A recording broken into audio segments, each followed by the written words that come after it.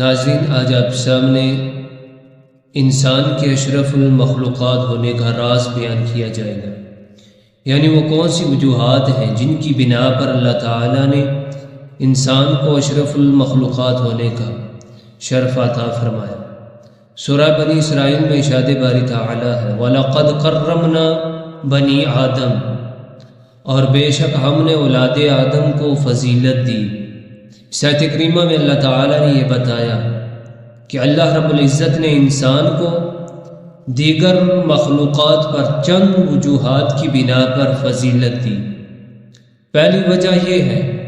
کہ اللہ تعالیٰ نے تمام مخلوق میں سے صرف انسان کو ہی اپنا نائب اور خلیفہ بنایا، جیسا کہ سورہ بقرہ میں ارشاد باری تعالیٰ ہے وَإِذْ قَالَ رَبُّكَ لِلْمَلَائِكَةِ إِنِّي جَاعِلٌ فِي الْأَرْضِ خَلِيفَةً، اور جب آپ کے رب نے فرشتوں سے فرمایا کہ بے شک میں زمین میں اپنا خلیفہ بنانے والا ہوں۔ دوسری وجہ یہ ہے کہ اللہ رب العزت نے نوح انسان کے پہلے فرد یعنی سیدنا حضرت آدم علیہ السلام کو فرشتوں سے زیادہ علم عطا فرمایا اور تمام فرشتوں کو آپ کے سامنے سجدہ کروایا، اور یہ سجدہ تعظیمی تھا۔ اور تیسری وجہ یہ ہے کہ اللہ تعالیٰ نے ہر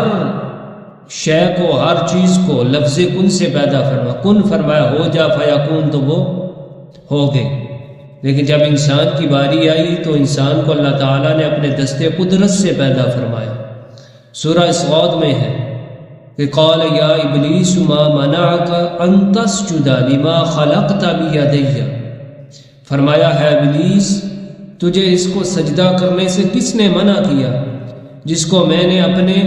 ہاتھوں سے پیدا کیا۔ تو انسان کے اشرف المخلوقات ہونے کی چوتھی وجہ یہ ہے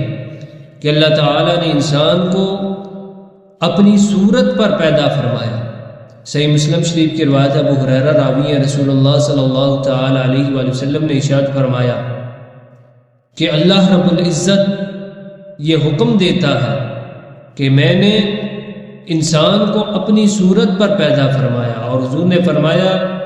تم میں سے کوئی شخص جب اپنے بھائی کو مارے تو اسے چہرے پر مارنے سے اجتناب کرے، کیونکہ اللہ تعالیٰ نے آدم علیہ السلام کو اپنی صورت پر پیدا فرمایا، اور اللہ رب العزت نے انسان کو تمام مخلوق میں سے سب سے اچھی حیت، اچھی صورت پر پیدا فرمایا۔ سورہ 3 میں ارشاد باری تعالیٰ ہے وَلَقَدْ خَلَقْنَا الْإِنسَانَ مِنْ طِينٍ، اور یہ سورہ 3 کے اندر جو ارشاد باری تعالیٰ ہے کہ لَقَدْ خَلَقْنَا الْإِنسَانَ فِي أَحْسَنِ تَقْوِيمٍ، کہ البتہ تحقیق ہم نے انسان کو اچھی ساخت اور حیت پر پیدا کیا۔ اور ناظرین، اللہ رب العزت نے انسان کو یہ مقام اور مرتبہ عطا فرمایا ہے کہ دیگر جو مخلوقات وہ کھاتے وقت اپنا منہ کھانے تک لے کر جاتی ہے اور اپنا سر جھکا کر کھاتی ہے، لیکن انسان سر اٹھا کر کھاتا ہے اور کھانا اٹھا کر اپنے منہ کے قریب لے کر آتا ہے، یعنی خود وہ اپنا منہ کھانے کے قریب لے کر نہیں جاتا بلکہ کھانے کو اپنے منہ کے قریب لے کر آتا ہے۔ اور اللہ تعالیٰ نے انسان کو سرو جیسا قد عطا فرمایا کہ انسان وہ چلتا ہے